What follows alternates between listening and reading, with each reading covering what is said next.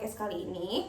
Perkenalkan, saya sebagai host dengan nama Rahmadin Safitri dengan NIM 202400804806 dan di sini saya tidak sendirian, saya dengan dua narasumber. Yang pertama, Diana Sendriani dengan NIM 202400808470. yang kedua, Ada Saskia Putri Sawali 2024 00804885. hari ini kita akan membahas sebuah konsep penting dalam akuntansi manajemen, yaitu Activity Based Management atau biasa disebut ABM. Konsep ini membantu organisasi mengelola aktivitas secara lebih efisien, meningkatkan nilai bagi konsumen, dan memperkuat daya saing. Mari kita kupas bersama. Oke, di sini saya akan langsung kepada narasumber yang pertama. Kamu tahu nggak sih ABM itu apa? ABM itu Activity Based Management atau pendekatan manajemen yang berfokus pada aktivitas bisnis. Tujuannya sederhana, membuat proses lebih efektif, efisien, dan pada akhirnya meningkatkan profitabilitas. ABM menggunakan informasi dari Activity Based Costing atau ABC, yaitu metode yang menghitung biaya berdasarkan aktivitas. Dengan data ini, manajer bisa melihat aktivitas mana yang paling menyerap biaya dan mana yang bisa dioptimalkan. Oke, kalau untuk manfaatnya mungkin saya tanya ke narasumber yang kedua. Kalau untuk manfaat ABM itu apa sih?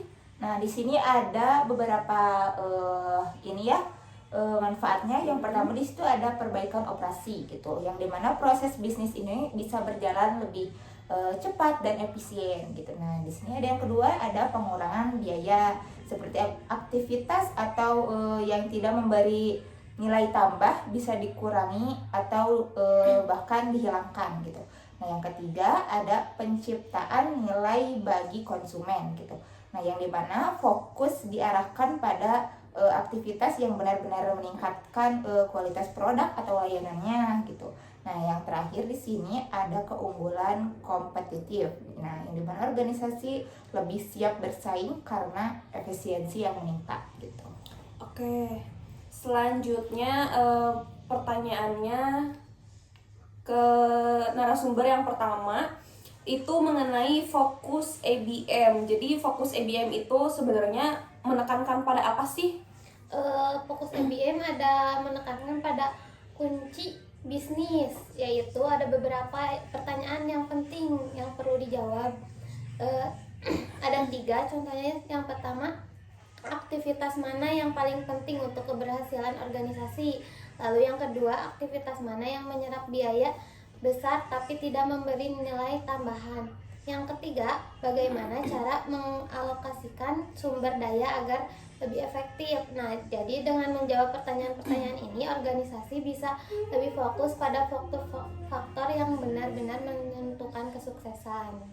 Oke, di sini ada pertanyaan terakhir yang akan dijawab oleh narasumber yang kedua. Pertanyaannya mengenai gimana sih cara kita menerapkan ABM atau cara mengimplementasikannya. Nah, di sini tuh ada 4 ya.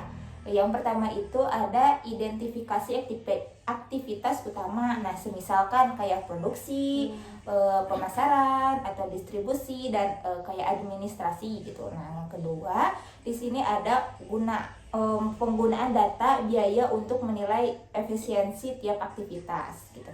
Yang ketiga ada lakukan evaluasi berkala gitu. Misalkan apakah aktivitas tersebut ini tuh memberi nilai tambah bagi konsumen atau tidak gitu. Nah, yang keempat ada terapkan perbaikan berkelanjutan. Misalkan digitalisasi pencatatan atau otomatisasi prosesnya gitu.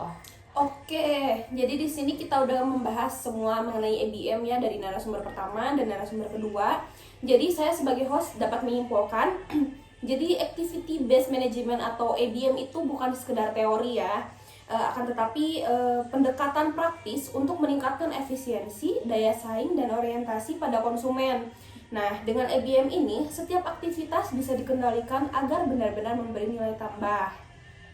Jadi mungkin Sekian yang bisa kami sampaikan pada podcast kali ini. Mohon maaf bila ada kesalahan atau ada kata yang kurang berkenan. Sampai jumpa di podcast berikutnya. Wassalamualaikum warahmatullahi wabarakatuh.